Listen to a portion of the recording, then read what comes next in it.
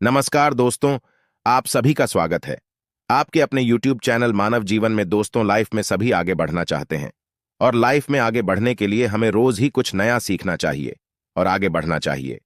तो चलिए आज की प्रस्तुति शुरू करते हैं। श्री शिवाय नमस्तुभ्यम। हर हर महादेव। दोस्तों, आप सभी लोग जानते हैं कि 20 दिसंबर 2024 शुक्रवार को पड़ रही है पौष महीने की षष्ठी तिथि।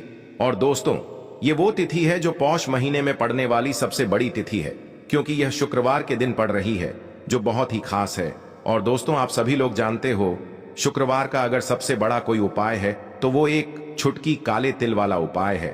तो दोस्तों, इस शुक्रवार के दिन आप लोगों को इस एक छुटकी काले तिल वाले उपाय को जरूर करना है। बहुत सारे लोग होंगे जिन लोगों ने इस उपाय को ना किया हो, मतलब पूरा साल निकल गया, उन्होंने किसी भी दिन काले तिल वाले उपाय को ना किया हो। पर दोस्तों, आपके पास एक आखिरी मौका बचा हुआ है, जो कि 20 दिसंबर के दिन है। तो इस दिन आप लोगों को इस वाले उपाय को जरूर कर लेना है। भले ही आपने पूरे साल भर इस उपाय को ना किया हो, पर अगर आपने इस पौष महीने के शुक्रवार के दिन अगर इस वाले उपाय को कर लिया, तो आपको इस उपाय को करने का वो फल मिलेगा जिसकी आपने कभी कल्पना भी नहीं करी होगी। इसीलिए आप लोग इस वाले उपाय को एक बार जरूर कर लेना है, ताकि आप लोगों के हाथ से यह मौका ना जा सके और आपको इस उपाय को करने का फल मिल सके। दोस्तों, यह उपाय पंडित जी ने अपनी अभी की ही शिव महापुराण की कथा में बताया है, जिस उपाय को आज हम आपको बहुत अच्छे से समझाने वाले हैं। इस वीडियो को देखने के बाद इस उपाय को समझने के लिए आपको कोई और वीडियो को देखने की जरूरत नहीं पड़ेगी। तो चलिए दोस्तों, उपाय को शुरू करते हैं।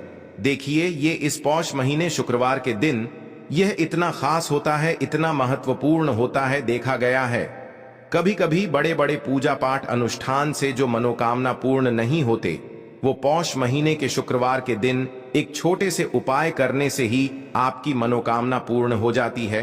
और बहुत सारे लोगों ने इस उपाय को किया भी है और उनको इस उपाय को करने का फल भी जरूर मिला है। अगर आप लोग भी इस उपाय को करना चाहते हैं, तो आप इस उपाय को पहले अच्छे से समझ लेना, सुन लेना, उसके बाद करना। आपको इस उपाय का फल जरूर मिलेगा। और इस उपाय को कर लेने से आपके घर में चाहे किसी भी प्रकार की दुख और समस्या क्यों ना चल रही हो, आपको उसका कारण भी नहीं पता है कि भाई यह समस्या किस कारण से चल रही है, उसका कुछ भी कारण हो सकता है, जैसे पितृ दोष हो सकता है या किसी भी तरह का मंगल दोष भी हो सकता है। तो इस दिन आप लोगों को यह वाला उपाय कर लेना है। यह एक ऐसा उपाय है, जिस उपाय को अगर किसी विशेष दिन पर किया जाए, तो भाई उस विशेष दिन का जो है वह तो हमें मिलता ही मिलता है, पर हमने उस दिन पर इस काले तिल वाले उपाय को किया है तो हमें उससे भी बड़ा फल मिलता है, और फल बहुत जल्दी मिलता है, क्योंकि आप इस उपाय को बहुत ही बड़े और विशेष दिन पर कर रहे हो। तो चलिए अब उपाय के बारे में बात करते हैं, लेकिन उससे पहले आप लोगों को यह जानना आवश्यक है कि आखिर यह उपाय किस समय करना है, किसको करना है और कैसे करना है। तो चलिए हम आगे आपको वीडियो में एक एक करके बता देते हैं। लेकिन उससे पहले अगर आप लोग हमारे चैनल पर नए हैं, तो हमारे चैनल को सब्सक्राइब कर लेना और इस वीडियो को लाइक करके कमेंट बॉक्स में श्री शिवाय नमस्तुभ्यम ओम नम शिवाय जरूर टाइप कर देना। तो दोस्तों, इस एक छुटकी काले तिल वाले उपाय को हमें इस शुक्रवार के दिन कैसे करना है, किसको करना है, किस समय करना है और कहां पर करना है, ये सारे सवालों के जवाब आपको इस वीडियो में मिल जाएंगे। और जो ये वीडियो देखेगा भाई, उसको एक छुटकी काले तिल वाला उपाय जरूर करना चाहिए, क्योंकि इस दिन काले तिल का भी बहुत ही बड़ा और विशेष महत्व होता है। और जब बात आ जाए एक छुटकी काले तिल की, तो ये सोने पे सुहागा वाली बात हो जाती है और ये एक बहुत ही बड़ा उपाय हो जाता है शुक्रवार षष्ठी तिथि का। तो अब दोस्तों, इस काले वाले तिल उपाय को आखिर करना किसको है, सबसे पहले हम लोग वो बात जान लेते हैं। तो देखो, घर की जो बड़ी माताएं बहनें होती हैं, उन माताओं बहनों में से कोई भी एक बड़ी माता बहन इस वाले उपाय को कर सकती है। और दोस्तों, अगर आप चाहें तो अपने घर में से सभी सदस्यों को भी इस उपाय को करवा सकते हैं।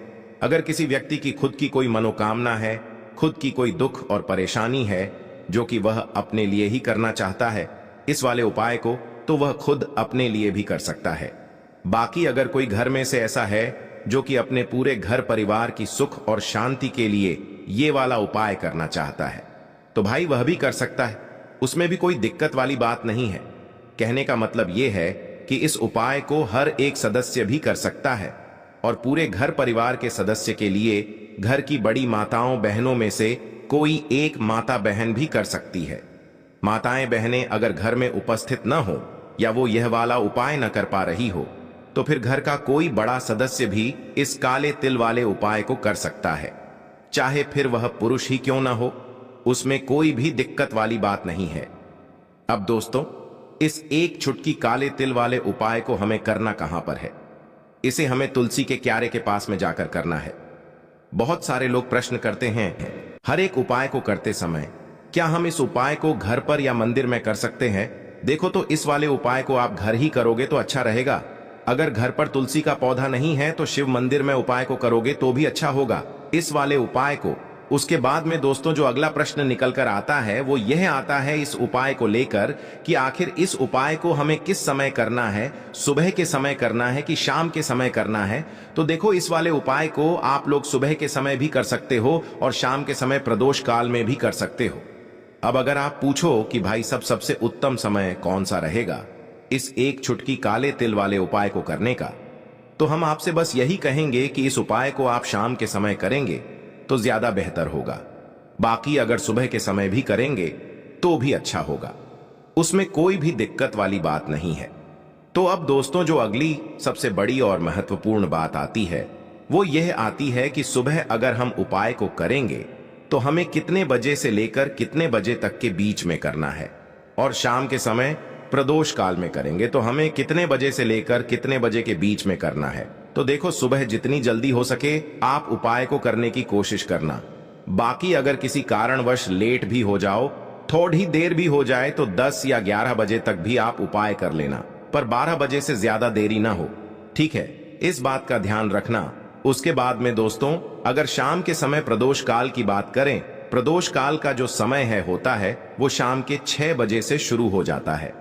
मतलब शाम के 6 बजे से लेकर 7 बजे के बीच का जो समय होता है यह समय प्रदोष काल का समय होता है।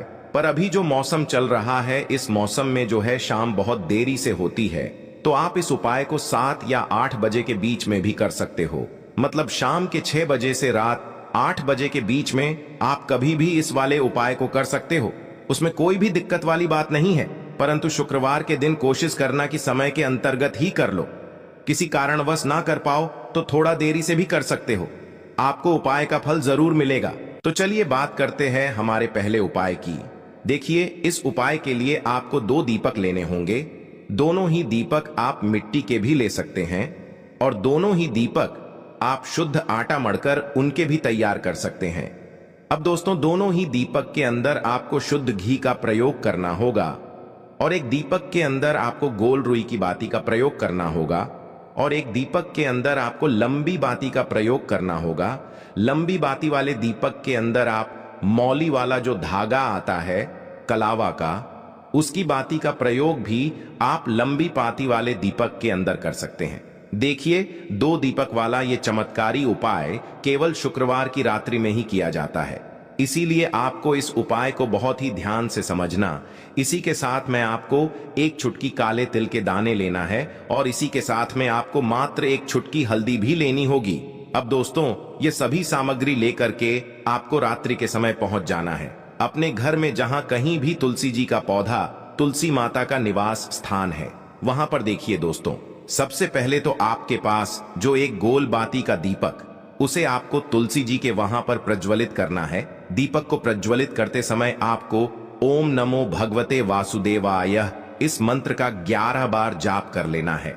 अब देखिए दोस्तों, आप जो एक चुटकी काले तिल के दाने लेकर के आए हैं उन्हें आपको अपने सीधे हाथ में रखना है और जो आपने गोल बाती वाला दीपक प्रज्वलित किया है माता तुलसी जी के वहां पर, उसके ऊपर से आपको इन एक चुटकी काले तिल को गड्ढी की दिशा में घुमाना है। आपको अपना नाम और अपनी गोत्र को बोल देना है और फिर आपको इन काले तिल को उससे जलते हुए दीपक के अंदर डाल देने हैं। देखिए, काले तिल भगवान विष्णु के पसीने से उत्पन्न हुए हैं और जब भी हम यह दीपक नवमी की रात्रि में प्रज्वलित करते हैं तो इससे हमें हमारे कर्ज में राहत मिलती है, हमारे जीवन में धन प्राप्ति के नए नए मार्ग खुलते हैं, हमारा अगर कोई भी कार्य रुका हुआ है तो वह भी परिपूर्ण होता है। देखिए, गोल बाती का जो दीपक है विशेषकर हम माता तुलसी के वहां पर भगवान विष्णु और माता लक्ष्मी के निमित्त प्रज्वलित कर रहे हैं। इस प्रकार से आपको ये दीपक प्रज्वलित कर देना है। अब जो आपके पास लंबी बाती का दीपक है, एक छुटकी हल्दी है, तो इससे आपको लेकर के पहुंचना है अपने घर के मंदिर में। आपके घर के मंदिर में माता लक्ष्मी की जो भी प्रतिमा ही मूर्ति है, उनके सामने सबसे पहले तो आपको ये लंबी बाती का दीपक रखना है। फिर आपको दीपक को प्रज्वलित कर देना है। दीपक को प्रज्वलित करते समय आपको ओम महालक्ष्मी नमः इस मंत्र का जाप करते रहना है। अब दोस्तों, आपके पास जो एक छुटकी हल्दी है, उसे आपको अपने सीधे हाथ में रखना है और इस एक छुटकी हल्दी को आपको उस दीपक के ऊपर से 11 बार घड्डी की दिशा में घुमाना है और आपको ओम महालक्ष्मी नमः मंत्र का जाप करते रहना है। और इस एक छुटकी हल्दी को आपको उसे दीपक के अंदर डाल देना है। देखिए, एक छुटकी हल्दी वाला जो दीपक है, आपके जीवन से दुर्भाग्य को समाप्त करता है, माता लक्ष्मी की आपको कृपा प्राप्त करवाएगा, धन प्राप्ति के आपके जीवन में नए नए मार्ग बनाएगा।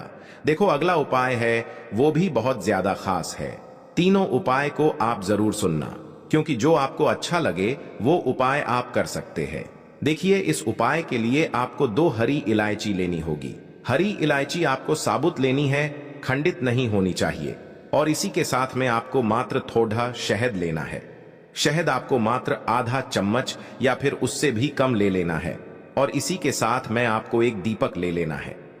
दीपक आप चाहे तो मिट्टी का भी ले सकते हैं और आप चाहे तो शुद्ध आटा मढ़कर उसका दीपक भी आप तैयार कर सकते हैं। इस दीपक के अंदर आपको मौली का जो धागा आता है, कलावा का, उसकी बाती का प्रयोग करना होगा।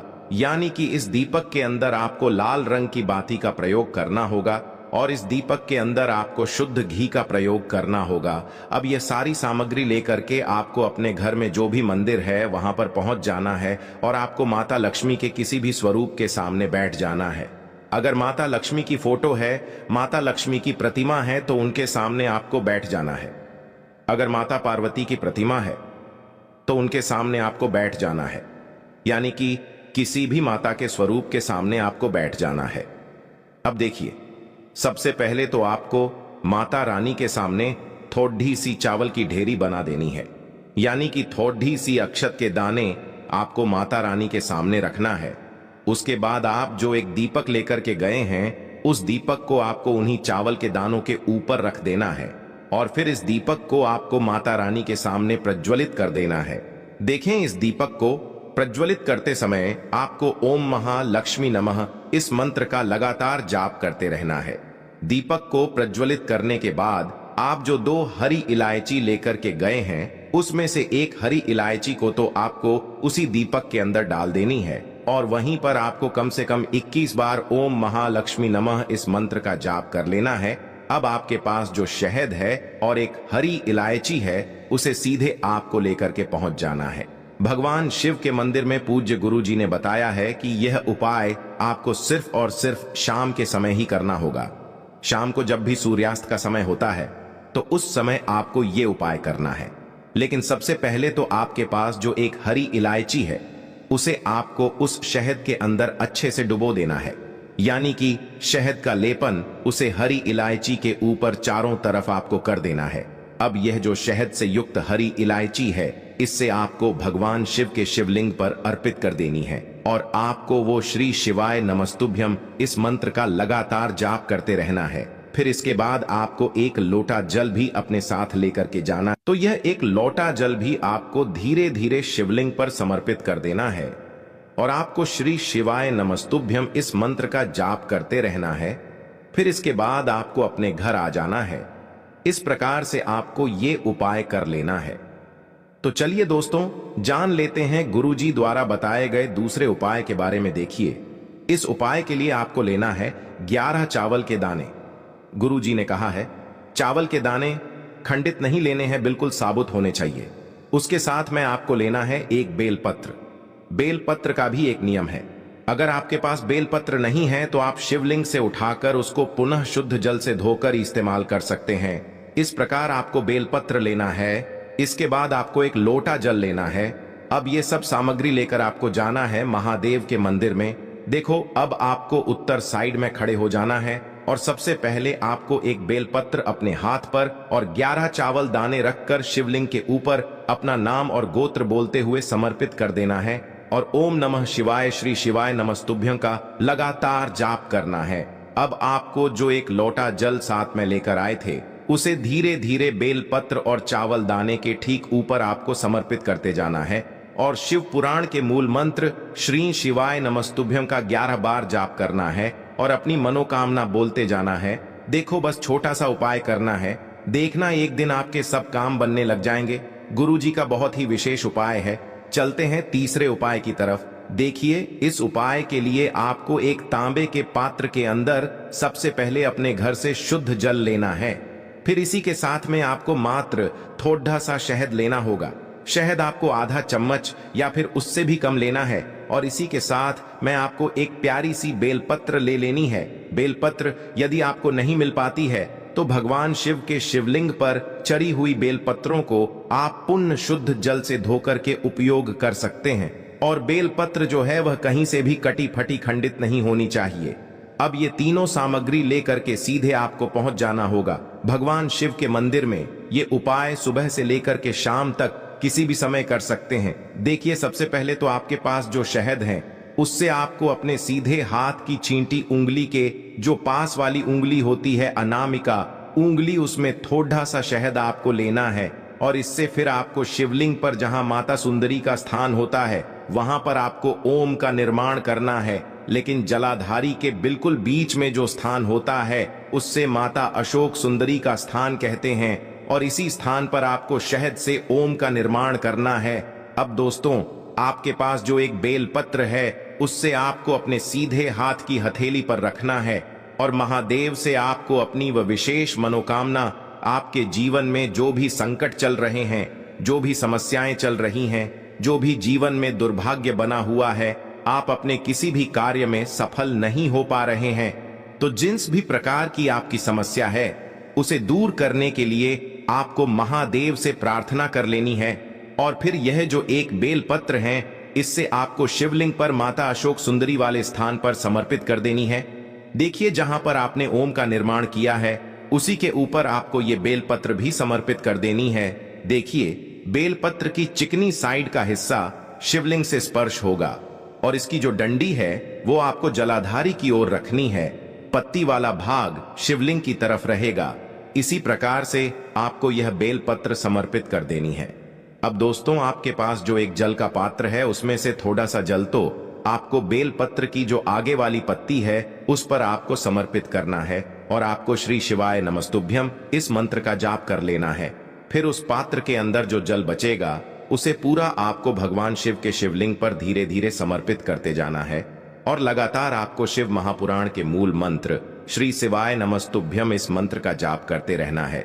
गुरुजी ने कहा है कि जल आपको इतने धीरे धीरे समर्पित करना है कि जल समर्पित करते हुए आप कम से कम 11 बार श्री शिवाय नमस्तुभ्यं या फिर ओम नमः शिवाय इस मंत्र का जाप कर सके। फिर इसके बाद वापस आपको अपने घर आ जाना है। इस प्रकार से आपको ये उपाय कर लेना है।